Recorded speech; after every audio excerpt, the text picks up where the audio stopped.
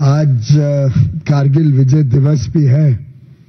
उन सभी पराक्रमी सैनिकों को हम याद करते हैं, उनको श्रद्धांजलि देते हैं और उनकी वीरता हमें फिर एक बार याद दिलाती है कि भारत का एक एक इंच, भारत का जमीन हमारे लिए कितनी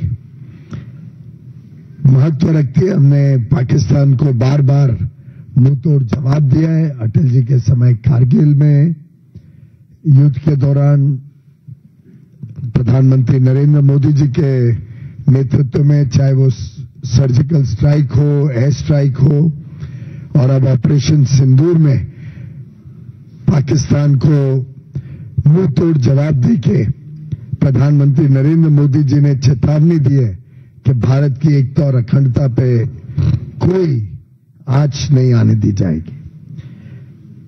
आप सब जानते हैं, कल ही माननीय प्रधानमंत्री नरेंद्र मोदी जी के भी सबसे लंबे समय प्रधानमंत्री के रूप में जो कार्यकाल रहा है 4078 डेज का, मैं समझता हूं वो भी एक बहुत बड़ा संदेश है उनकी लोकप्रियता का।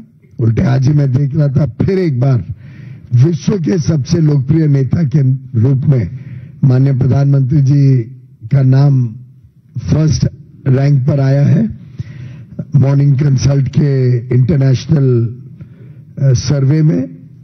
और ये एक जन सेवा का जो यात्रा रही है, जिस प्रकार से निरंतर उन्होंने देशहित और जनहित को अपना मूल्य सिद्धांत माना है, जिस प्रकार से जनता का विश्वास उन्होंने पाया है, जिस प्रकार से निर्णायक नेतृत्व देकर पूरे विश्व में आज उनके प्रति लोगों में विश्वास है। 27 अभी तक उनको अंतर्राष्ट्रीय सम्मान मिल चुके हैं।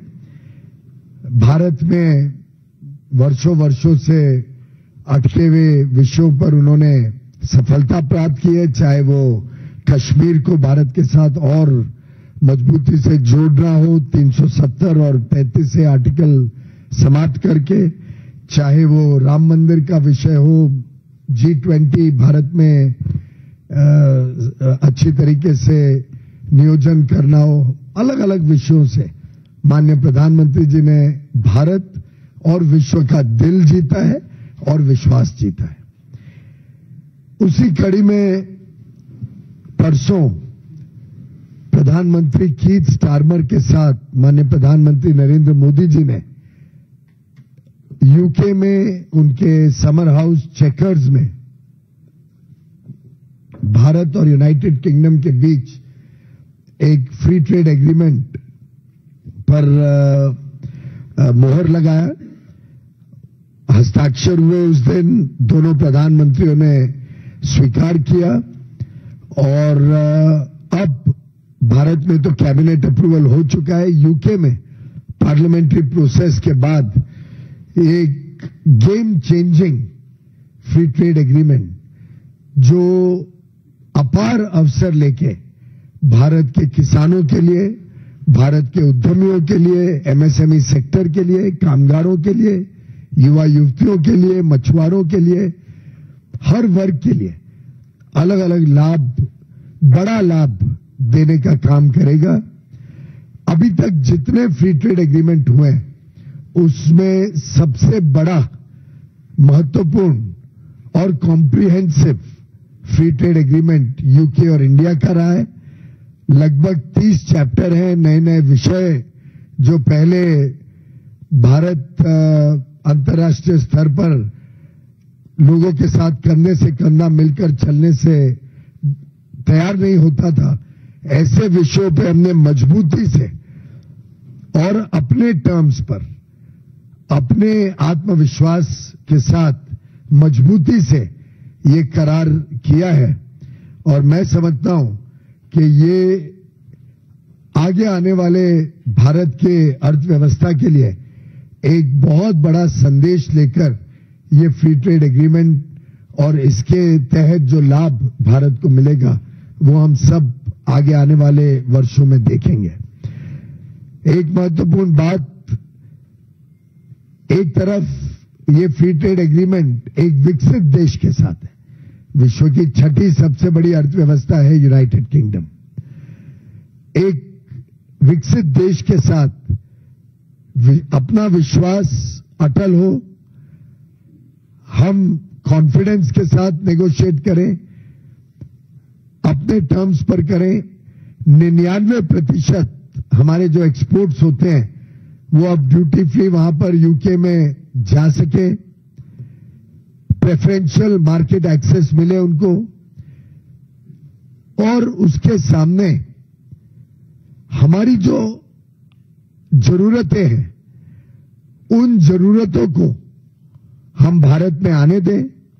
जिन चीजों पे हमें अपने आप को संरक्षित रखना है उसको हम संरक्षित रख पाए, जैसे कि डेयरी खोला नहीं गया है, एग्रीकल्चर में कोई सेंसिटिव आइटम कृषि क्षेत्र का खोला नहीं गया है, इथेनॉल खोला नहीं गया है।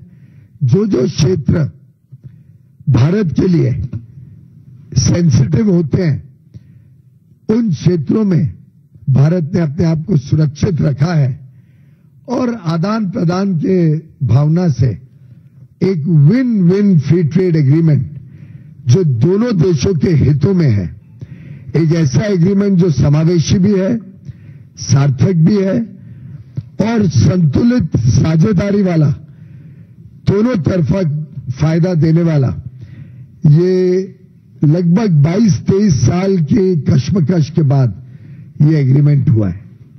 तो आप कल्पना करिए, वर्षों वर्षों तक कभी चर्चा होती थी, कभी चर्चा रुकती थी, लेकिन ये एग्रीमेंट प्रधानमंत्री नरेंद्र मोदी जी के नेतृत्व में इसलिए हो पाया कि अब भारत उभरती हुई अर्थव्यवस्था है, भारत में आज अपनी क्षमताएं हैं और भारत आज किसी भी स्पर्धा से डरता नहीं है, मजबूती से आगे बढ़ता है। मित्रों, जैसा माननीय प्रधानमंत्री नरेंद्र मोदी जी ने कहा, यह समझौता मात्र आर्थिक साझेदारी नहीं बल्कि साझा समृद्धि की योजना है और ये हम दोनों देशों को आगे चल के नए अवसर देगा। मेरे ख्याल से अलग अलग विषय तो हमने पिछले 2 दिन में देखा ही, किस प्रकार से एग्रीकल्चर और प्रोसेस फूड में हमें लगभग 95% सामान पर अब ड्यूटी फ्री एक्सेस मिलेगा। 95%। बाकी कुछ वस्तुओं में कम ड्यूटी, जिससे हम अपना एक्सपोर्ट बढ़ा सके, क्योंकि अल्टीमेटली प्रेफरेंशियल जो ड्यूटी होती है वो देखी जाती है। हमारी स्पर्धा में जो दूसरे देश खड़े हैं उनके सामने हम स्पर्धा में कैसे कम ड्यूटी से आगे व्यापार कर सके। इसी प्रकार से हमारी स्पाइसेस जो मिर्चियां हैं उनको पूरी तरीके से अब ड्यूटी फ्री एक्सेस यूके में मिलेगा। ये मैं इसलिए विशेष कह रहा हूं क्योंकि 50 लाख से अधिक साउथ एशिया के लोग यूके में रहते हैं। 18 लाख तो भारत मूल निवासी है, बाकी सब देशों को गिने तो 50 लाख। इनके सबके टेस्ट बर्ड्स, इन सबके जो रोजमर्रा के खाने की चीजें हैं वो अधिकांश भारत से जाएं, भारत के किसानों के उत्पाद को अच्छी मार्केट मिले, हम उसको यहां वैल्यू ऐड कर सके, प्रोसेस करके बेच सके, ये हमारी प्राथमिकता रही। इसी प्रकार से अब 99% जो मछुआरों का, फिशरीज का जो सामान यूके जाता है, 99% को अब ड्यूटी फ्री एक्सेस यूके में मिलेगा। तो मछुआरों के लिए भी ये बड़ी सौगात लेके ये एफटीए फाइनलाइज किया गया है। हमने हमारा टेक्सटाइल का क्षेत्र हो, हमारे फुटवेयर का क्षेत्र हो, लेदर गुड्स का क्षेत्र हो, टॉयज का क्षेत्र हो, फर्नीचर का क्षेत्र हो, जो जो लेबर इंटेंसिव सेक्टर्स होते हैं, जेम एंड ज्वेलरी है, बड़े पैमाने पे पश्चिम बंगाल में गुजरात में, महाराष्ट्र में, तमिलनाडु में बड़े पैमाने पे जेम एंड ज्वेलरी का व्यापार होता है। फार्मास्यूटिकल सेक्टर हो, दवाइयों का, इन सभी पे जीरो ड्यूटी एक्सेस के साथ अब हमारी एमएसएमईज लोकल से ग्लोबल जा पाएंगी। इसको सुनिश्चित करने का काम इस एफटीए के द्वारा किया गया है। साथ ही साथ जो जीआई प्रोडक्ट्स होते हैं, जैसे हमारी कोल्हापुरी चप्पल का किसी ने एक्सपोर्ट में डिजाइन इस्तेमाल किया, कॉमर्स मिनिस्ट्री ने तुरंत उस पर एक्शन लिया और आगे चल के कोल्हापुरी चप्पल जब एक्सपोर्ट होगी तो भारत को क्रेडिट मिलेगा, भारत के नाम से होगी कि ये भारत का जीआई प्रोडक्ट है। और बड़ी बड़ी अंतर्राष्ट्रीय कंपनियां आज इच्छा व्यक्त कर रही हैं भारत के प्रोडक्ट्स को अपने साथ जोड़कर, भारत के डिजाइन्स को अपने ब्रांड के साथ जोड़कर आज विश्व के बाजार में बेचना चाहती हैं।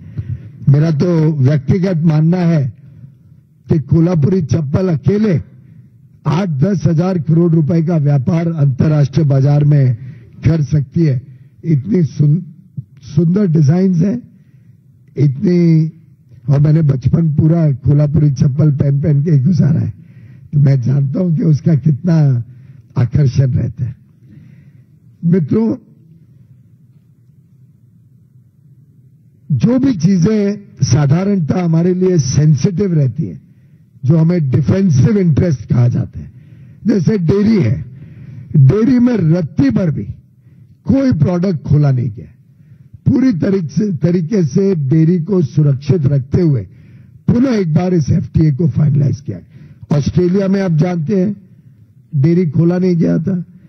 स्विट्जरलैंड, नॉर्वे, लिechtenstein और आइसलैंड और स्विट्जरलैंड वगैरह तो डेयरी में काफी प्रसिद्ध है, लेकिन आपको ध्यान होगा प्रधानमंत्री मोदी जी का स्पष्ट निर्णय था कि डेयरी नहीं खोली जाएगी। और फिर एक बार यूके में डेयरी को खोला नहीं गया, डेयरी पे ड्यूटी रहेगी और हमारे किसानों को, हमारे एनिमल हस्बेंड्री सेक्टर को प्रोटेक्ट करने का काम फिर एक बार इस एफटीए में भी किया गया। इसी प्रकार से हमने कई सारे राइस, शुगर, कई सारे जो हमारे सेंसिटिव आइटम्स हैं उनको सुरक्षित रखा है। इतना जरूर आप सबके ध्यान में ले आऊं कि हर देश के साथ एफटीए अलग पायदान पे खड़ा होता है। उस देश के उत्पाद को देख के, उस देश से भारत में क्या चीजें आ सकती हैं जो सेंसिटिव है, उसको देख के एफटीए किया जाता है। और जितनी चीजें यूके से भारत में आके हमारे कृषि क्षेत्र को नुकसान पहुंचा सकती थी, उन सबको इस एफटीए से सुरक्षित रखा गया। कोई ड्यूटी कंसेशन नहीं दी गई है। एक बहुत बड़ी उपलब्धि, और मैं आप सबका विशेष ध्यान चाहूंगा, कभी लोग भी ऐसा ही कहते हैं ना, आप सबका विशेष ध्यान चाहूंगा इस बात पर, एक बहुत बड़ी उपलब्धि इस एफटीए की रही है डबल कंट्रीब्यूशन कन्वेंशन एग्रीमेंट। मुझे लगता है अभी तक पूरी तरीके से शायद मेरे मीडिया के मित्रों को इसका लाभ ध्यान में नहीं आया है, पर इसका लाभ सेवा क्षेत्र में बहुत बड़ा होने जा रहा है। भारत अब सर्विसेज एक्सपोर्ट बड़े रूप से कर रही है। आप सब जानते हैं हमारा सर्विसेज एक्सपोर्ट पिछले साल भी 12% से बढ़ा था, 12% ग्रोथ इन सर्विसेज सेक्टर। तेजी से पूरी दुनिया में भारत के लोग काम करने जाते हैं। भारत का सर्विसेज सेक्टर, बिजनेस सर्विसेज हो, फाइनेंशियल सर्विसेज हो, मैनेजमेंट सर्विसेज हो, आईटी सर्विसेज हो, आर्टिफिशियल इंटेलिजेंस का एरिया हो, डिजाइन की सर्विसेज हो, ऐसी अलग अलग सर्विसेज में भारत के युवा युवती बड़े पैमाने पे छोटे समय के लिए अलग अलग देशों में सेवा देने जाते हैं। अनुमान है यूके अकेले में आज लगभग 1 लाख लोग ऐसे शॉर्ट टर्म अपनी सर्विसेज देने के लिए काम कर रहे हैं। ऐसे लोगों का लगभग 25% तनख्वाह का नुकसान हो जाता था, क्योंकि वो यूके की सोशल सिक्योरिटी में पे करना पड़ता था 12.5% एम्प्लॉई को, 12.5% एम्प्लॉयर को। जो नौकरी देता है और जो नौकरी करता है, दोनों 12.5% जैसे हमारे प्रोविडेंट फंड में होता है। और ये 25% जब तक वो व्यक्ति 10 साल वहां काम नहीं करे तब तक उनको वापस नहीं मिलता था। और जो 2-3 साल के लिए, 1 साल के लिए जा रहे हैं, ऐसे लोगों का ये पैसा पूरी तरीके से वेस्ट हो जाता था और 1 साल पूरा होते ही ये 25% कटने लग जाता। तो अब हमने ये डबल कंट्रीब्यूशन कन्वेंशन एग्रीमेंट के तहत 3 साल तक के लिए जो भी व्यक्ति यूके में सेवा देने जाएगा, इंटर कॉर्पोरेट ट्रांसफर के रूप में वहां पे काम करेगा, चाहे सॉफ्टवेयर सर्विसेज हो, कोई होटल में काम करे, कोई शेफ की तरह काम करे, कोई योगा इंस्ट्रक्टर बन के जाए, इन सभी को 3 साल तक के लिए जो ये पैसा पूरी तरीके से बर्बाद हो जाता था, उनको कुछ वापस नहीं मिलता था, अब वो पैसा वो भारत में प्रोविडेंट फंड अकाउंट में ईपीएफओ में भरेंगे और एम्प्लॉइज प्रोविडेंट फंड उनका सुरक्षित रहेगा, उनके नाम पे रहेगा। उस पे पिछले साल तो शायद 8.25% टैक्स फ्री ब्याज भी कमाएंगे और उनके बुढ़ापे का सहारा बनेगा। उनका पैसा अब व्यर्थ होने के बदले अपनी सेविंग्स में प्रोविडेंट फंड में रहेगा। ये एक बहुत बड़ा सेवा क्षेत्र को लाभ मिलेगा। भारत की सेवा क्षेत्र बड़े रूप में यूके में अपना सेवाएं दे पाएंगी और कंपटीशन में अब फेयर कंपटीशन हो जाएगा। भारत का यूके में सर्विस देने में फेयर कंपटीशन होगा। ये पैसा वेस्ट ना होने से हमारे जो लोग यहां से जाते हैं, और आज के दिन जैसा बताया लगभग 1 लाख लोग काम कर रहे हैं, उन सबको जैसे ये फ्री ट्रेड एग्रीमेंट लागू होगा उसी के साथ साथ ये डबल कंट्रीब्यूशन कन्वेंशन भी लागू होके उनको ये पूरी बचत होने जा रही है 3 साल के लिए। मैं समझता हूं इससे services sector, ITES, financial, professional services, management consultancy, architecture, engineering, इन सभी को और फिलिप मिलेगा और पुश मिलेगा और बड़े पैमाने पे भारत के लोग ये सेवाएं दे सकेंगे, कंपेटिटिव तरीके से स्पर्धा में खड़े हो पाएंगे। तो मित्रों, प्रधानमंत्री नरेंद्र मोदी जी के नेतृत्व में ये फ्री ट्रेड एग्रीमेंट अब भारत को पुनः एक बार विश्व के विकसित देशों के बीच व्यापार के अवसर के साथ खोल रहे हैं। आपको ध्यान होगा, कांग्रेस की सरकार, यूपीए की सरकार जब थी, वो एफटीए करते थे आसियान के देशों के साथ, वो एफटीए करते थे ऐसे देशों के साथ जो खुद हमारे साथ स्पर्धा कर रहे हैं। वो हमारे भारत के बाजार ऐसे देशों के लिए खोलते थे और जीरो ड्यूटी करते थे जो भारत में अपना सामान सस्ते में बेच के भारत की मैन्युफैक्चरिंग को नुकसान पहुंचाए। और हमने देखा है कई बिजनेस ऑर्गेनाइजेशंस, चेंबर्स, एमएसएमई के नेता कई बार ये बोल चुके हैं कि जिस प्रकार के एफटीए यूपीए के समय हुए थे वो देश के हित में नहीं थे, देश को हानि पहुंचाते थे। प्रधानमंत्री नरेंद्र मोदी जी ने जो एफटीए किए हैं, मॉरिशस, ऑस्ट्रेलिया, एफ्टा की 4 कंट्रीज, स्विट्जरलैंड, नॉर्वे, लिechtenstein और आइसलैंड, यूएई, अब यूके, हमारी बातचीत अन्य विकसित देशों के साथ चल रही है। भारत अब ऐसे देशों के साथ एफटीए करता है सूझबूझ और समझदारी के साथ, जहां हमारी स्पर्धा नहीं है। We do not compete with each other, we complement each other।